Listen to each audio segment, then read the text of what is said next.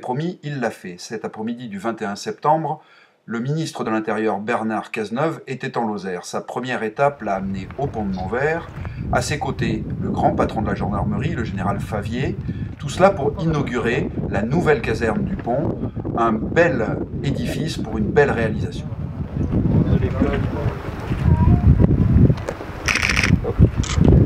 Merci, monsieur le ministre. Possible des financements alors que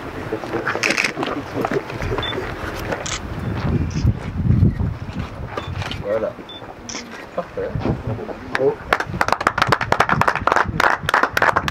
Je voudrais tout d'abord vous dire le très grand plaisir que j'ai d'être ici à Pont-de-Montvert cet après-midi pour l'inauguration de cette brigade de gendarmerie, de ces locaux, avec tous les élus de toute sensibilité, lozériens, en présence des enfants de l'école, que je salue chaleureusement pour leur présence, en présence peut-être de leurs parents et d'élus de la commune, en présence aussi des gendarmes, auxquels je veux commencer par rendre hommage. Il y a dans notre pays de multiples formes de violence. Et l'année qui se poursuit nous a donné à voir de nombreux événements qui nous ont profondément choqués et qui ont pu, pour un certain nombre d'entre eux, plonger le pays dans la peine. Je pense bien entendu aux attentats terroristes du mois de janvier. Je pense également aux terribles événements qui se sont produits dans les Alpes de Haute-Provence au moment du crash de l'avion de la Germanwings. Je pense aussi au drame que nous voyons se déployer sous nos yeux à la faveur de l'exode terrible imposé à des hommes, des femmes, des enfants, des êtres vulnérables en raison des persécutions dont ils sont victimes dans leur pays. Et sur chacun des sujets que je viens d'évoquer à l'instant, il y a des forces de l'ordre, et il y a notamment des gendarmes qui sont résolument engagés dans la protection des Français. Et il m'est souvent donné d'être aux côtés des familles des gendarmes qui sont frappées par toutes ces violences qui s'exercent à leur encontre, parfois jusqu'au péril de leur vie. Et nous étions, il y a de cela quelques semaines, très peu de temps, avec le directeur général de la gendarmerie, le général Favier, qui est présent parmi nous et que je salue, aux côtés d'une famille brisée par la mort d'un gendarme qui avait été sauvagement assassiné par un forcené dans une aire de gens du voyage.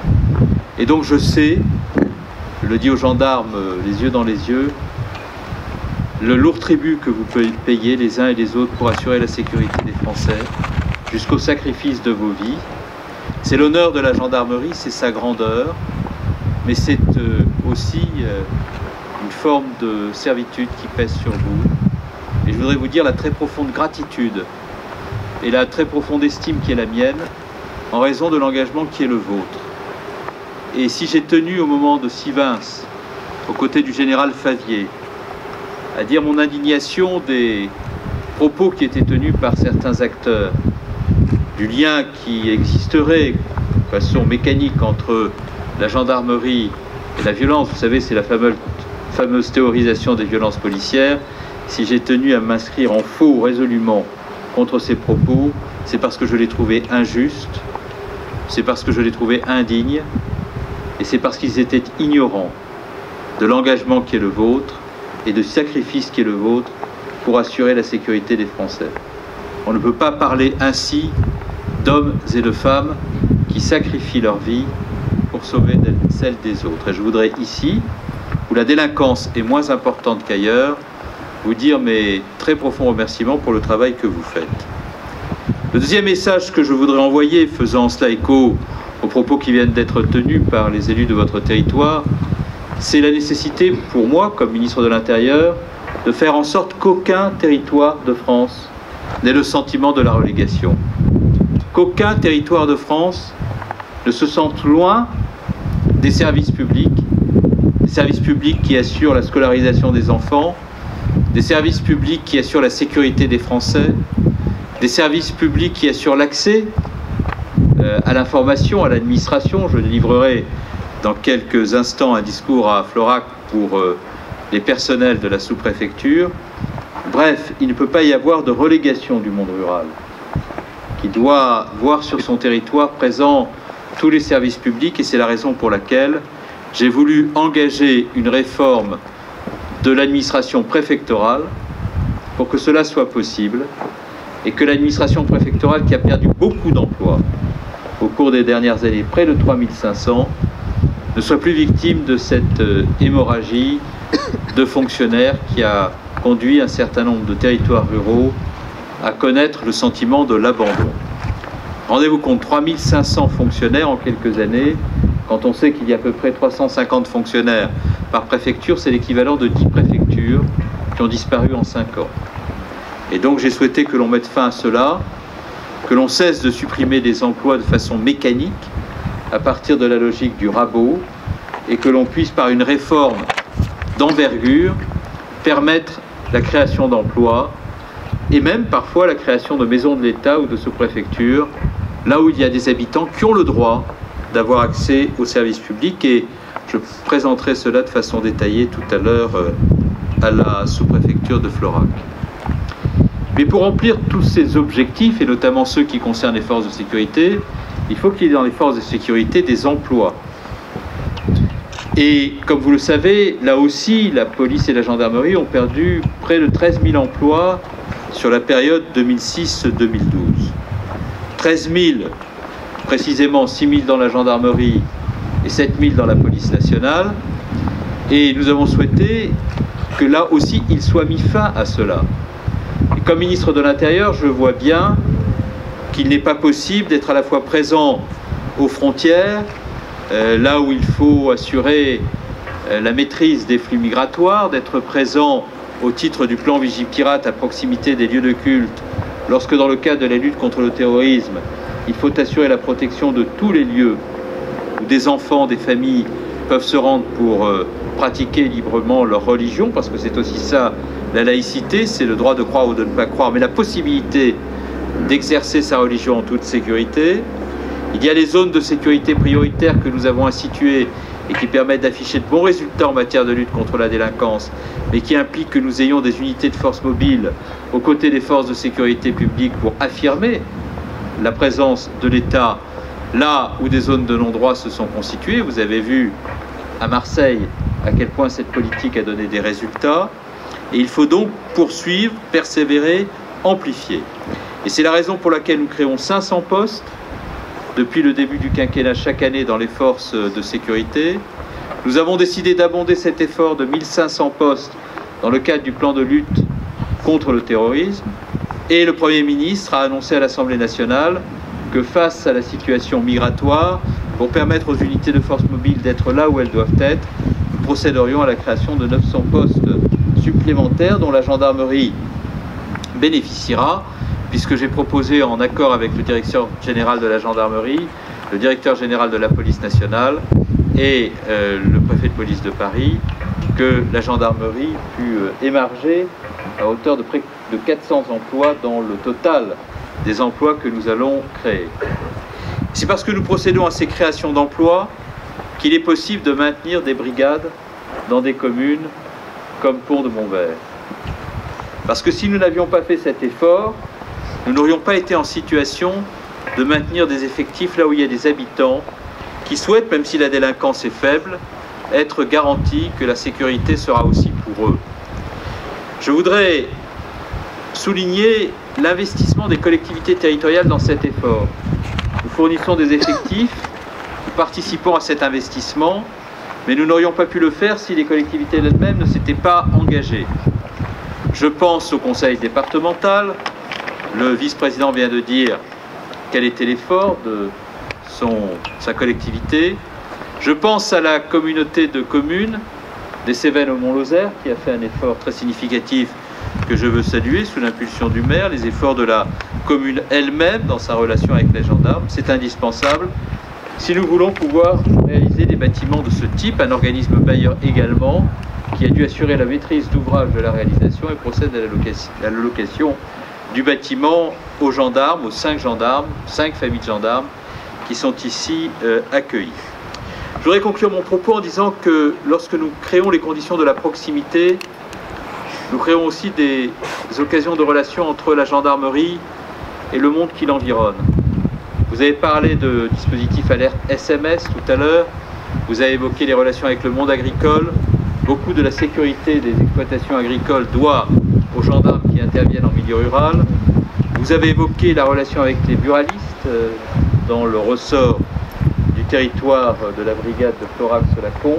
Et par conséquent, toutes ces relations de proximité, ce sont des présences, ce sont des services publics qui s'affirment et ce sont des collaborations avec les acteurs économiques et citoyens pour assurer la lutte contre les vols à main armée, la lutte contre les cambriolages, la lutte contre toute forme d'insécurité qui ne sont pas aussi présentes ici qu'elles le sont ailleurs, mais précisément parce qu'il y a des gendarmes pour faire le travail que vous faites. Voilà ce que je voulais vous dire. Lorsqu'à 13 h j'étais dans le bureau du président de la République pour préparer le Conseil européen d'après-demain, je n'imaginais pas que 2h30 après, je serais dans cet écrin de paysage, avec cette beauté exceptionnelle de votre département, où les cours d'eau, les montagnes, les forêts, les landes aussi, parfois un peu arides, se juxtaposent les unes aux autres pour donner à voir un paysage d'une exceptionnelle beauté, d'une exceptionnelle grandeur et d'une très grande poésie aussi, et de retrouver ce village avec son habitat si particulier, son cours d'eau, ici, à Pont-de-Montvert. C'est pour moi, dans un quotidien qui est quand même très intense, qui ne marque pas de pause, comme une forme de vacances, ce qui tombe bien puisque je n'ai pas eu l'occasion d'en prendre, et que c'est donc avec vous, ici, en Lozère, que je les prends aujourd'hui, ce qui est une manière aussi d'inviter tous les Français à venir visiter votre très beau département, qui est parmi l'un des plus beaux de France. Vive la gendarmerie nationale, vive Pont-de-Montvert, vive la République et vive la France.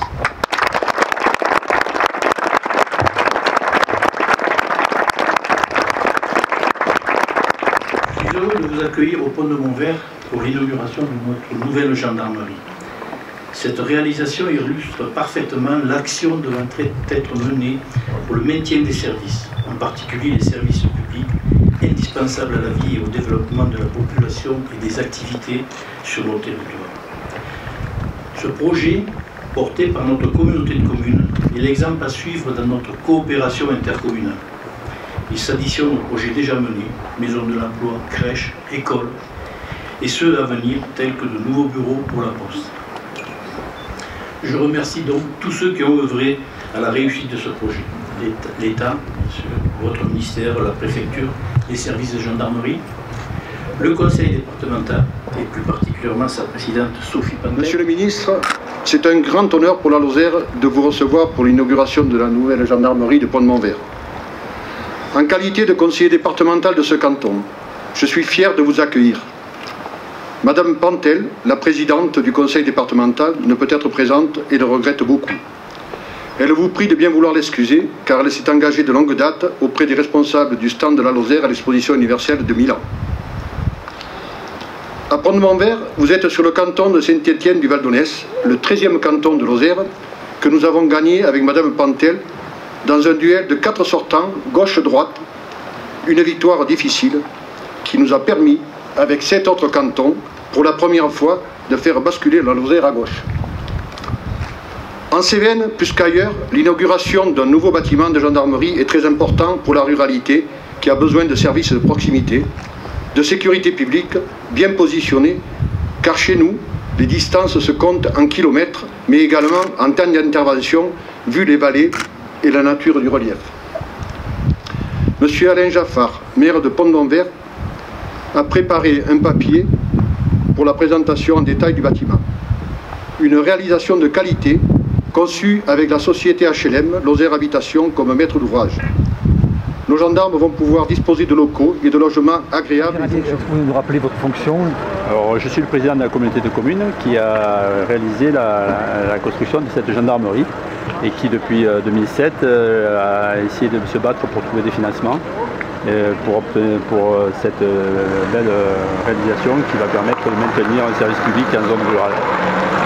Il y a combien de gendarmes ici? Il y a 4 gendarmes, un titulaire et un stagiaire. Donc c'est très important parce que pour couvrir le territoire, c'était indispensable. Oui, on a un très grand territoire qui couvre tout le Mont Lozère, tout le Mont d'Aigoual, l'Altefache, etc. Et qui est avec une population qui multiplie par 10 l'été, hein, parce qu'en fait ici on est très touristique, donc en fait c'est très important de pouvoir réaliser cette construction. Et donc vous avez aussi une toute nouvelle caserne de pompiers. La caserne des pompiers est plus ancienne, hein, est plus ancienne. Par contre ici on avait des vieux locaux qui étaient loués par un propriétaire privé et la gendarmerie menaçait de fermeture. Et donc grâce à cette réalisation on peut penser que la gendarmerie sera pérennisée à long terme. Merci. En quoi c'était important de conserver cette gendarmerie ici? Disons que le maintien de ces services publics, que ce soit la poste, que ce soit l'équipement, que ce soit la gendarmerie, c'est vraiment important pour me démontrer que le Pont de Montvert est un centre-bourg important et que nous sommes dans une région pourtant éloignée de tout, mais en plein développement. Toutes les communes autour ont progressé en population. L'école que nous avons à côté a augmenté de 20% le nombre d'enfants. On est à plus de 65 enfants, etc.